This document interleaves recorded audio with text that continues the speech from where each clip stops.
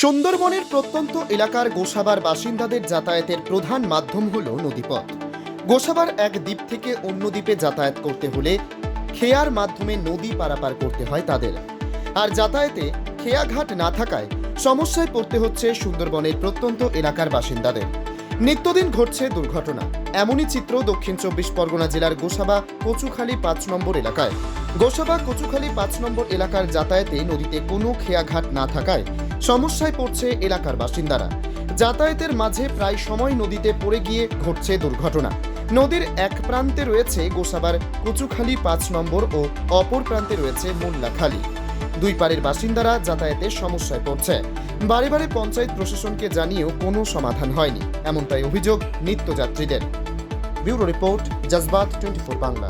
4টের সময়, প্রায় 4টে, তখন বিরাট বিকট শব্দ হয়। এখানে স্থানীয় যারা দোকানদারটা এর পাশেই থাকে, ওরা চিৎকার ফেলায়, আমরা সব ছুটে আসি।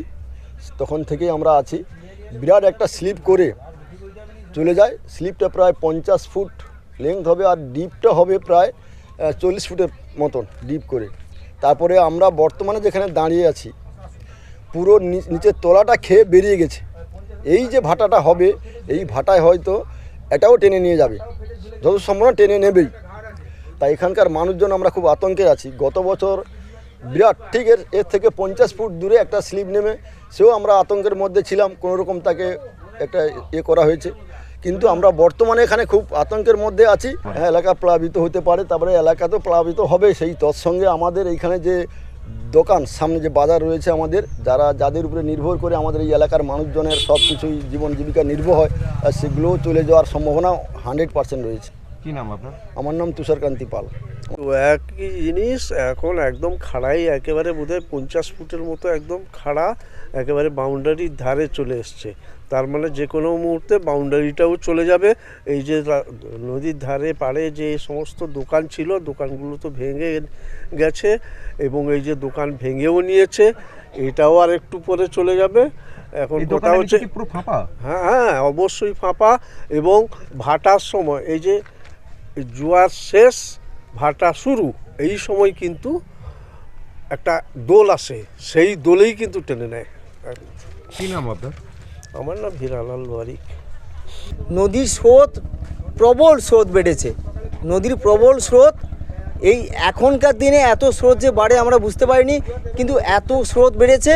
হ্যাঁ, তার জন্য নদীর স্রোত, জল লেভেল যখন নিচে নেমে যাচ্ছে, আর এইভাবে তলানিভাবে নেমে নিয়ে চলে যাচ্ছে। তাহলে কি করবো আমরা কোনো বুঝতেই পারছি না। কি নাম আপনার? আমার উৎপল কুমার পাল। আমার এই দোকান ছিল, এই দোকানটা পুরো ভেঙে দিতে হয়েছে, না হলে তো এখনই চলে যাবে। আগে নদী ছিল তো অনেক দূরে, মিডল পোর্শনে ছিল। হঠাৎ কেন নদী যে গ্রাস করছে? পরপর এটা আমি দেখছি এটা তৃতীয় বাঁধ, এই তৃতীয় বাঁধটা ভাঙছে আর কি। নদী কি স্রোত বেড়েছে? হ্যাঁ, স্রোতটা বেড়েছে। ওই যে আমার গঙ্গাধরপুর ব্রিজটা হয়ে যাওয়ার জন্য ওদিক দিয়ে স্রোতটা, মানে নদীর জলটা এদিক দিয়ে স্রোতটা বেড়েছে আর কি। তার জন্য কি ভাঙন হচ্ছে? না, তার জন্য নয়, এটা ভাঙনটা অনেক আগের থেকেই হচ্ছে, এবং এই নিচটা পুরো ফাঁপা। কি নাম আপনার? কিশোর বেরা। দেখুন, শুধু মন্দিরের ঘাট নয়, এ তো মন্দিরের ঘাটে করুণ অবস্থা দেখেছেন। আপনি গঙ্গাসাগরের দিকে তাকান, একই রকম চিত্র দেখতে পাবেন। নালা ভাঙার দিকে দেখুন, একই রকম চিত্র। না, মৌসুমীর দিকে তাকান, একই রকম নদী ভাঙনের চিত্র। বিষয়টা হচ্ছে যে সংস্কার করলে হবে না, নদী বাঁধকে আটকানো যাবে না, ভাঙন আটকানো যাবে না, স্থায়ী সলিউশন বের করতে হবে। আর সেটা তৃণমূল কংগ্রেসের নেতারা আর প্রশাসনিক আধিকারিকরা করবে না, কারণ তাহলে না খেতে পেয়ে এরা মারা যাবে, কাটমানি তো আর পকেটে আসবে না। তার জন্য এরা মানুষের বিক্ষোভের চাপে সংস্কার করছে। সংস্কার মানে প্রলেপ দেওয়া। প্রলেপ দিলে নদী বাঁধ ভাঙন আটকানো যায় না। এর জন্য স্থায়ী কংক্রিটের নদী বাঁধ চাই, আর যেটা তৃণমূল কংগ্রেসের নেতারা করবে না, কারণ এরা স্থায়ী সমস্যার সমাধান করে দিলে এদের পকেটে আর কাটমানি ঢুকবে না। আপনারা দেখেন না, যে তৃণমূলের নেতারা বিড়ি খেত, তারা এখন সিগারেট টানছে, তারা এখন 4 হুইলার গাড়ি নিয়ে ঘুরছে। টাকা আসে কোথায়? উৎস কোথা থেকে? সবই এই কাটমানি।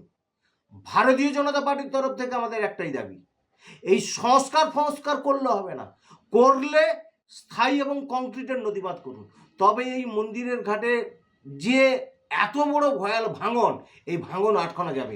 গ্রীষ্মের সময় যদি এই অবস্থা হয়, তাহলে বর্ষার সময় আপনি ভাবুন ওই মন্দিরের ঘাট চত্বরটা থাকবে তো? অপদার্থ এই আমাদের সুন্দরবনের উন্নয়ন মন্ত্রীও, তিনার এলাকা, কি করে এত বড় ভাঙন হয়? আর তাটাকে সংস্কার করছে। স্থায়ী কংক্রিটের নদীবাদ করার মতো মুরদ নেই, শুধু কাটমানি খেতে ব্যস্ত। এইভাবে হতে পারে না। এটা যদি স্থায়ী কংক্রিটের নদীবাঁধ না হয়, আমরা কিন্তু বৃহত্তর আন্দোলনে যাব, আমরা ভারতীয় জনতা পার্টির তরফ থেকে। এটুকু আমি বলে রাখি। অরুণাভ দাস, মথুরাপুর সাংগঠনিক জেলার হ্যান্ডলুম অ্যান্ড ওয়েভার সেলের কনভেনার, ভারতীয় জনতা পার্টি।